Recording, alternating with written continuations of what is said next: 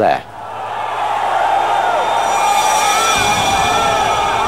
It was the biggest protest in Malaysia in a decade. Tear gas and liquid chemicals were used to subdue the crowd. But according to most of Malaysia's domestic media, barely anything happened at all.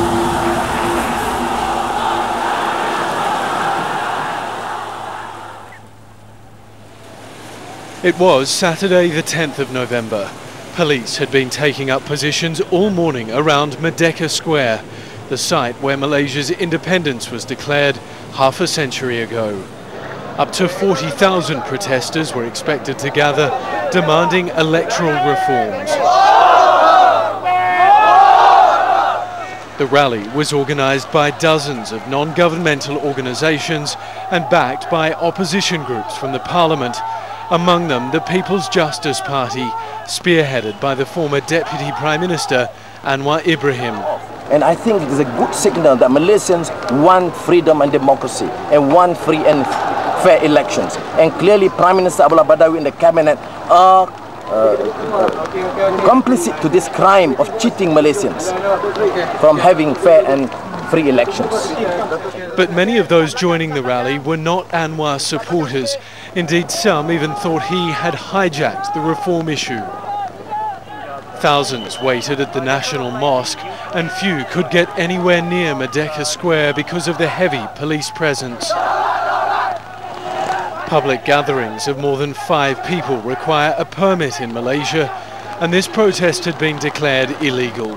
The authorities said it would create traffic hassles and jeopardise public security.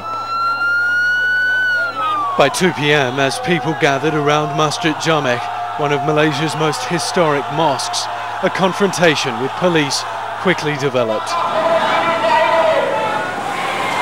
Police trucks tried to scatter the crowd, but that failed, and they quickly turned to water cannons, spraying a painful chemical liquid. The police have just sprayed chemicals on the entire crowd. This was, until a few moments ago, an entirely peaceful protest, but they've just come along and sprayed chemicals into the faces of hundreds and hundreds of protesters. Many ran into the mosque seeking refuge and screaming slogans. Few were deterred, and the crowd emerged once again to take on the police and the chemical sprays.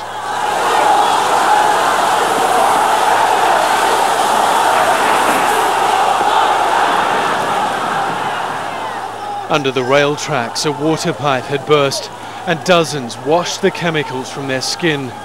Do you think the people are afraid of the authorities? They are not afraid. That I can assure you. But the police had another weapon. Tear gas was fired this time, sending the crowd running. Most fled eventually. The sting of the chemicals was too much for many to bear. While the rally continued, the information minister came on Al Jazeera and denied the crackdown was happening. You come here, you want to project us like undemocratic country. This is a democratic country.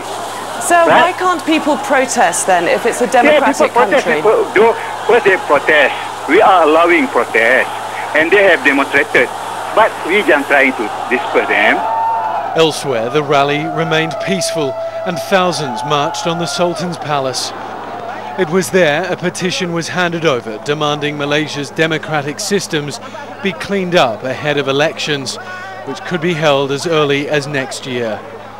Malaysia presents itself as a modern democracy, but those values are being put to the test by this new spirit of public action.